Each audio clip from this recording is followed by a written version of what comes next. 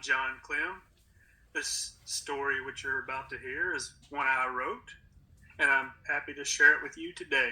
Enjoy.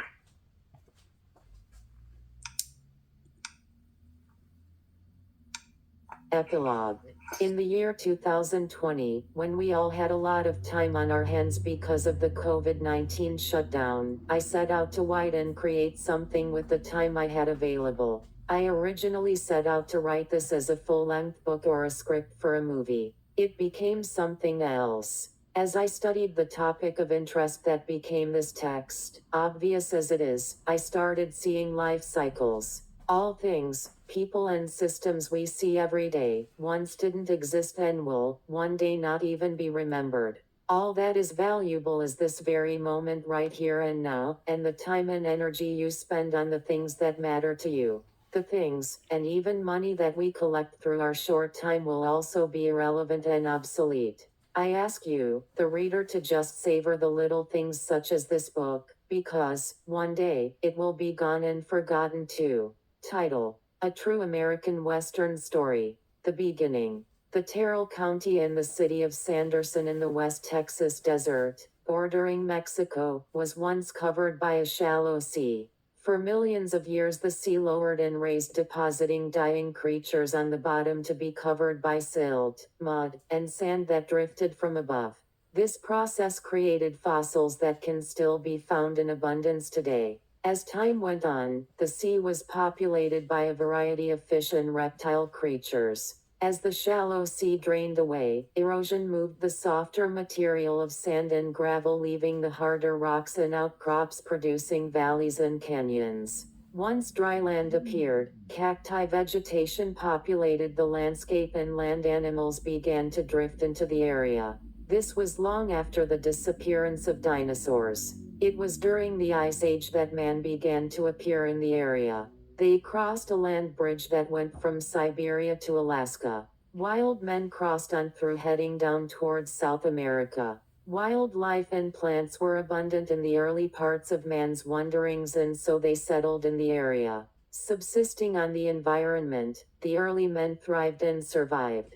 By about 8000 BC, the climate became much drier and plant and animal life began to change to reflect the new environment. Living in caves and under hanging cliffs, they followed game trails, gathered plants and fruits.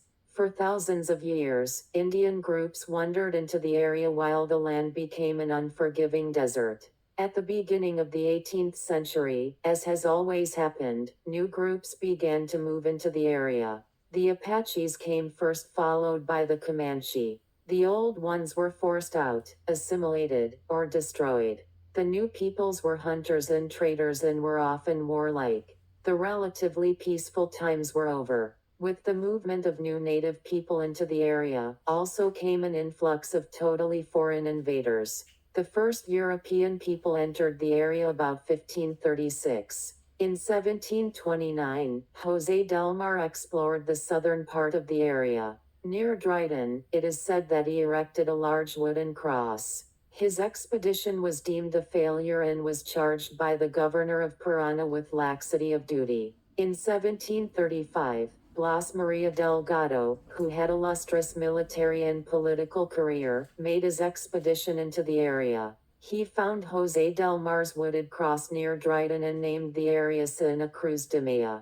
The next voyage into the area was the American military explorers. In 1848, the Hayes expedition, led by John Hayes with Texas rancher Sam Highsmith, tried to map a trade route between Chihuahua and New Orleans. In the Terrell County area, the expedition almost starved to death, but they did survive. They made recommendations to put a road through the Big Bend. Not much success was made to control the Indians until Lieutenant John Blueless and his Seminole scouts went out into the area. By 1881, Blueless and his Black Watch team of soldiers had cleared out the area of Indians, allowing settlers to move in to make ranches and homesteads on the land. Real settlement began in earnest when the Southern Pacific Railway pushed through in 1882. As water stops were placed every 8 miles to feed the hungry steam iron horses, workers had to move to those places to maintain the track, locomotive, and equipment. Those places needed services for the inhabitants to survive.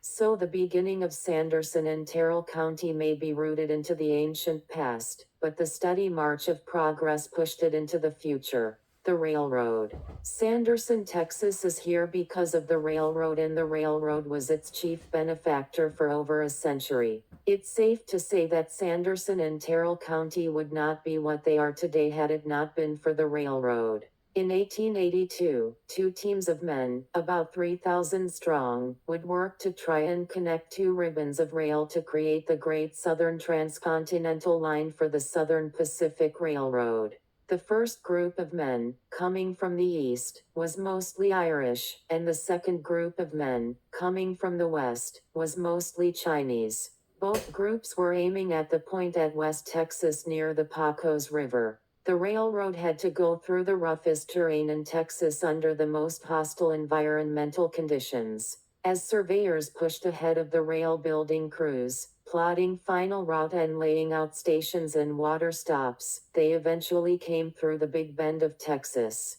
Frontiersman Wilson had a saloon in Fort Davis, Texas. Men from the railroad were in his business drinking and talking about the route, and Charlie got a short glimpse of the map that showed the plans to establish the terminal, roundhouse, depot, and crew quarters roughly halfway between San Antonio and El Paso. Charlie surmised that the most likely spot for this operation would be in a canyon on the edge of the Edward Plateau that widened out into a natural bowl. This seemed to be a perfect place for the new facility. Wilson made a hurried trip to the location, had it surveyed, and purchased the site of the town before the railroad could build out to the area. He then set up a tent for a temporary saloon with plans for a permanent building. He sat there eagerly waiting for the 3,000 thirsty men as they built the railway directly to his new saloon's front door. The rail company got free land from the state for building the new railway. For every mile forward, the railroad would receive 16 square miles on both sides of the track, but only as they passed through. In 1882, when the surveyors arrived, they found much to their dismay that the land was already owned and would have to be purchased from Charlie Wilson for which to build their operations. The rail company objected to having a saloon right next to where they were to build their crew camp. The argument was that drunken employees were inefficient and caused ruckus, and they were on a tight schedule. This didn't sit well with the Southern Pacific Railway, and for the next 30 years the railroad feuded with Charlie Wilson over every possible issue. The town. When the rail team drove their last spike, made of pure silver, about 10 miles east of Sanderson, construction crews had already began construction in Sanderson on the depot, which was brought in by sections on flat cars from company sawmills in Northern California. The buildings were constructed from yellow pine and built to Southern Pacific Standard No. 3 plans, but modifications made it unique to other stations in their system. With minimum embellishment, it was a utilitarian structure that fit well in the Wild West. At 150 feet long by 50 feet wide, it was a large structure sitting in an empty environment.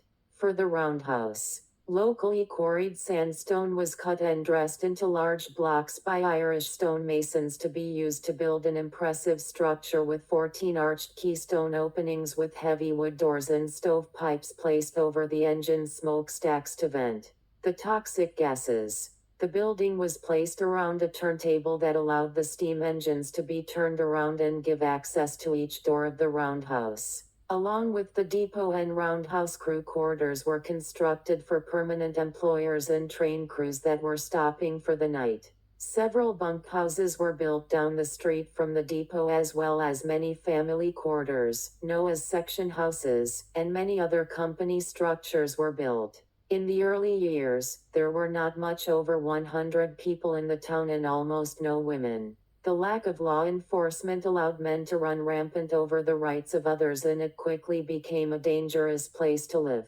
Sanderson was a town full of hard drinking and hard-hitting cowboys. The prudent man carried a 6-shooter strapped to his hip to protect himself against card cheaters and cutthroats. At one point, there were 6 saloons competing with Charlie Wilson's. One that was notable was one ran by Jim Bean. It was said that Jim and Charlie sabotaged one another's businesses, with Charlie striking the final blow to Jim's saloon when he spiked his alcohol with coal oil. Jim closed up shop and moved out of town shortly thereafter. As ranchers and law-abiding citizens began to move into the area, they saw that the lawless element was bad for business. Being 90 miles from the Pacos County jurisdiction, there wasn't much interest in enforcing the law in Sanderson. In 1905, a group of leading citizens, which included Charlie Wilson, petitioned the Austin, Texas legislature to separate the area away from Pacos County and form a new county with Sanderson as the seat.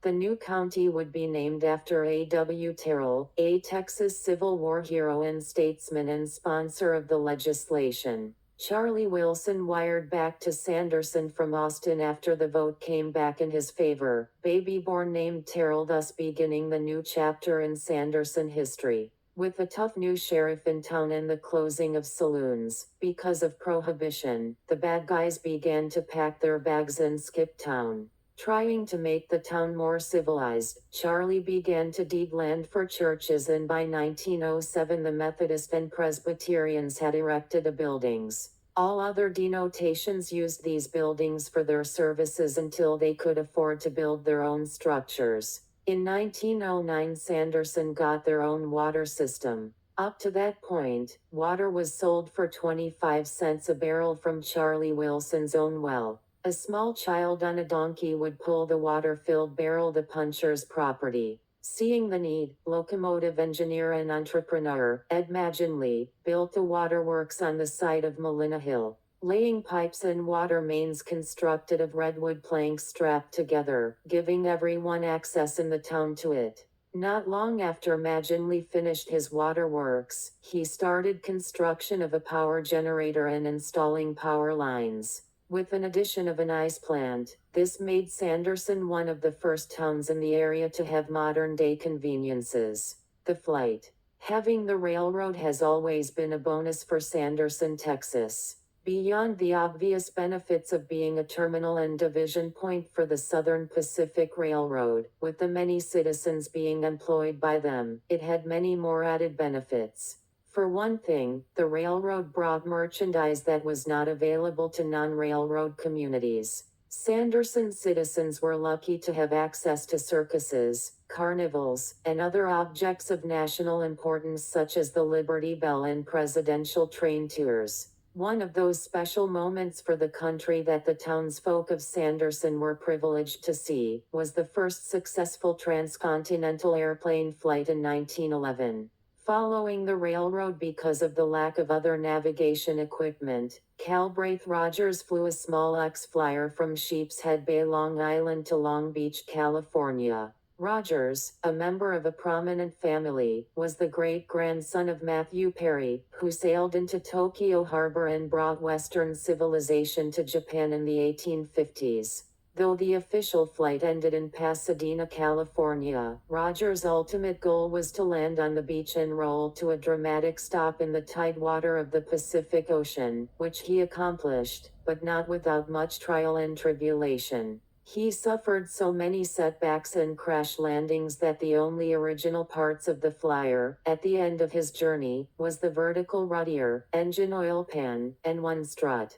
Roger received his flying training from the Wright brothers themselves at their flight school near Dayton, Ohio, and was flying solo in only 90 minutes. He began to rack up awards and records for his flying escapades and daring acts. Rogers had become aware of, and attracted to, a competition sponsored by the Hearst newspaper offering $50,000 to the pilot that could fly from coast to coast in only 30 days. He found a sponsor in the Armour Company of Chicago who was promoting a new grape soft drink called VinFizz. He would receive $5 for every mile flown east of the Mississippi River, but only $4 a mile over the area west of the Mississippi River. The argument about the reduced pay from the Armour Company was, jackrabbits don't drink much soft drinks. The plane was painted up to clearly show the VinFizz soda logo. The soda itself didn't catch on or last long in the marketplace and was said to taste like a cross between carbonized river water and horse slop.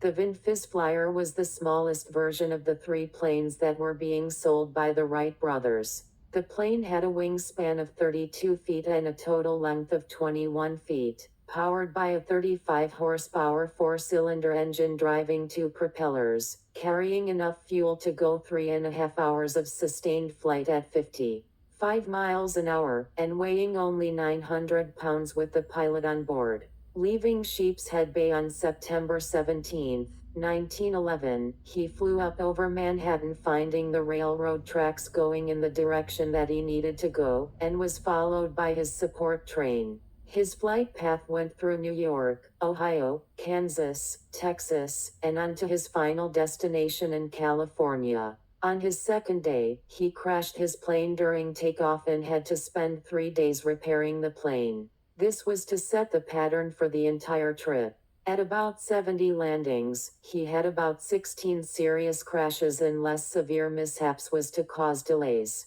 Rogers pushed on and finished his journey in 49 days on November 5, 1911. This disqualified him for the Hearst newspaper prize because of its 30-day requirement.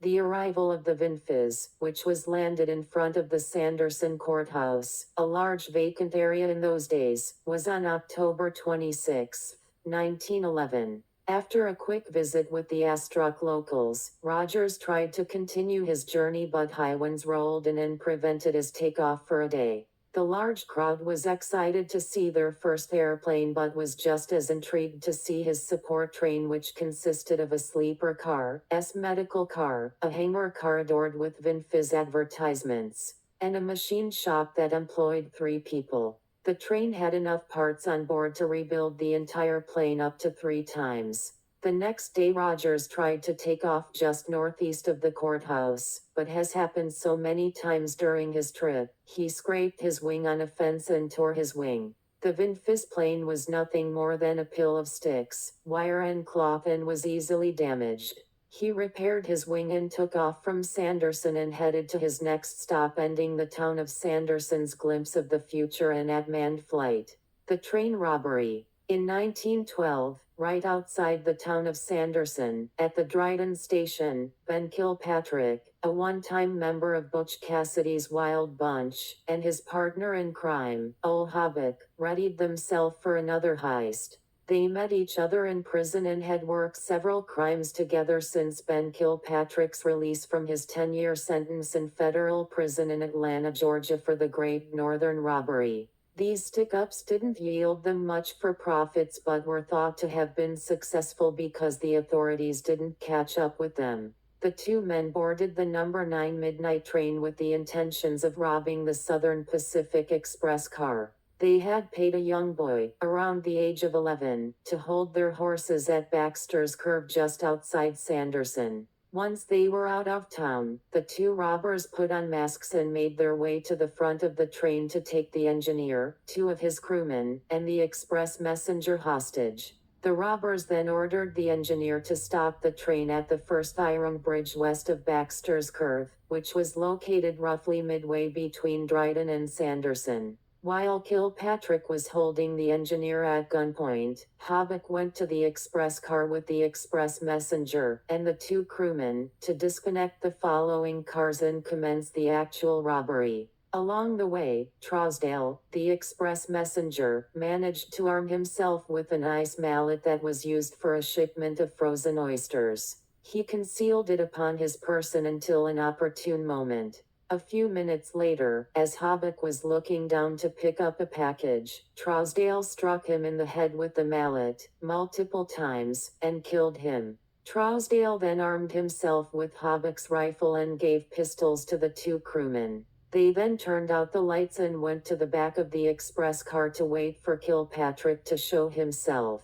They waited over an hour before he became impatient and decided to make his way to the car. When he appeared in the window of the express car, Kilpatrick called out the name Hobbuck a few times, but was then shot in the head by Trousdale without Kilpatrick ever even seeing him. With the robbery thwarted, the engineer restarted the engine, reconnected with the other half of the train, and then drove to Sanderson, where the sheriff of Terrell was informed. The sheriff, David Anderson, who was notable for having been a member of Billy the Kid's gang, later captured the 11-year-old boy who was recruited to hold the horses at Baxter's Curve. The bandits' horses were found to have been shoed backwards, presumably so that when they made their escape their tracks would appear to be going the opposite way. The train arrived in Sanderson in the early morning. The bodies of Kilpatrick and Hobbick were immediately removed from the train and propped up in front of the depot where a picture was taken for the town newspaper. David Trousdale was regarded as a hero, and as a reward, he was presented with $1,000 in an engraved gold watch from Wells Fargo and Company. He also received another $1,000 from the federal government, $500 from the Southern Pacific Railroad, and a gold watch fob inlaid with a diamond inside the Star of Texas from grateful passengers. The engraving on the watch said, "In recognition of the courage and fidelity displayed in an attempted train robbery near Sanderson, Texas, March 13, 1912. The March of Progress." In 1913 the railroad began building larger, more powerful engines. The 8-wheeled engines with large smokestacks could not pull the loads of longer trains and manage the increasing traffic demands. The tiny American engines were iconic and they had served well. In the beginning, the engines were wood-fired, but wood is a hard thing to come by in the desert, and the engines were soon retrofitted to burn coal or oil. The stacks were spark arresters and were only moderately successful at preventing fires. The Americans continued to be built, but they relegated to light duty, such as yard switching and local runs. Locomotive designers built longer engines with more wheels to help increase traction efforts and larger boilers to generate more power. The new engines were giants compared to the outdated, often referred to as tea kettles, with 8 large driving wheels and powered by coal or oil. Train lengths and weights increased dramatically, much to the pleasure to hurried operation managers. This also meant a change for roundhouses across the entire line. The old roundhouses were designed for the short wheelbase of the old American engines. The new engines protruded out the door of the roundhouse by over 10 feet. Also, the 80-foot turntable barely accommodated the longer engine. Out of necessity, the railroad company replaced the old manually operated turntable with a new 100-foot diameter steam-operated table, as well as removing the stonework and doors off the front of the roundhouse and installing a shed roof to cover the new longer engines. The last stall on the end was converted to a foreman's office because of the increased paperwork having to do with the busy machine shop and repair facility. A large oil tank was installed to a hill next to the complex to feed the hungry iron horses. The railroad was a beehive of activity in these days, with over 200 employees working 24 hours a day and 7 days a week, whose higher railroad pay increased the local standard of living and the quality of life in Sanderson. Along with freight and passenger operations, the depot boasted a restaurant popular with the locals and railroaders alike. Designated a dinner station since the beginning, it served a vital role to the transportation operations. Early trains only had a coach and Pullman service with dining cars, a late addition. If you wanted to eat on the train, you had to pack a lunch or buy candy, peanuts or sandwiches from locals called butches. At stops, they walked along through the train selling tobacco, newspapers, and food. If you did want a hot meal, you had to get off the train at a dinner station, which Sanderson Station was. In 1914, as dinner cars were added, the need for food stops began to decline, but in Sanderson the eatery at the station continued operation into the late 1950s. It was popular with the townsfolk, so much so that one couple had their wedding there, because they said that the hotel was just too fancy. The depot and its restaurant was a local gathering place for the citizens of Sanderson. Trains would come and go 4 times a day, and locals would turn up in groves to see them off or meet them. In the early days, Western Union would post national and international news on large sheets of paper outside the depot door. The depot was a busy place and was undeniably the center of Sanderson. End of the line. At dawn, in 1965, a 10-foot wall of water came roaring down Sanderson Canyon that would change the town of Sanderson, Texas and its residents forever. It came through the town, pushing along the debris of railroad bridges, fences, telephone poles, trees, and bushes. It overcame every obstacle in its path to become a battering ram that would destroy homes and businesses along the bank. As it neared the town, the water from two other creeks entered the maelstrom, further strengthened the current and causing ever more destruction. Upon entering the valley of Sanderson, the water spread out to 550 yards in width, but the intensity of the flood did not abate. The creek makes a broad curve at its southeastern end, but destructive waters leaped the bank at this point and cut a new channel directly through homes and businesses and, tragically, through Santa Rita Cemetery and Cedar Grove Cemetery, adding the debris of the departed to the floodwaters. Although many of the sleeping community were saved by the heroism of friends and neighbors, sadly, 26 people lost their lives, a number of which were children. Of those 26, 2 remains had never been found to this day. Sanderson, a thriving community, built on top of a ranching and railroad economy, reached its peak in 1955. The town, with a population of 3,200 people, was an attractive place to live. The town had car dealers, cafes, dry cleaners, mercantile, and other specialty shops. Around this time, the railroad began to scale back roundhouse operations in Sanderson. The turntable was removed and all but 4 stalls of the roundhouse were demolished. The switch over to diesel locomotive had begun and removed the need for these services. The huge oil tank on the hill was removed and the few steam engines that were left were refueled by tank cars trackside. In the year 1970, passenger rail traffic was turned over to the newly developed Amtrak.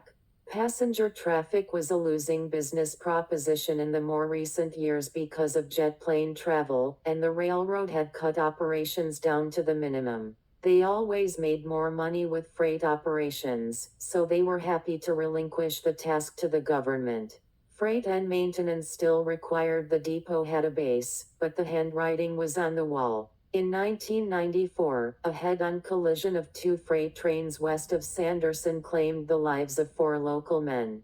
For years the railroad had maintained the idea that it was not close enough to the center division and men were pushed beyond their personal limits on the job.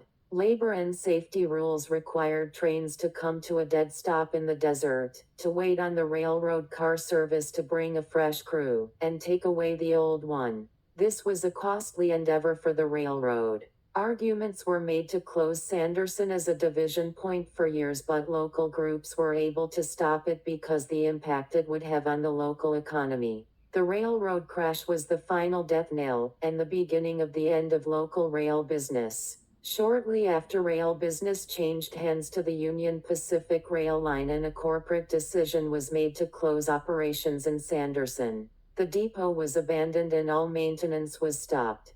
Crew operations were moved to Alpine, Texas, and many families had to travel east or west to follow their jobs. Shocked Sanderson citizens watched as the town began to empty out. Stores closed, homes and businesses became vacant. The school lost students, and teachers' jobs were eliminated.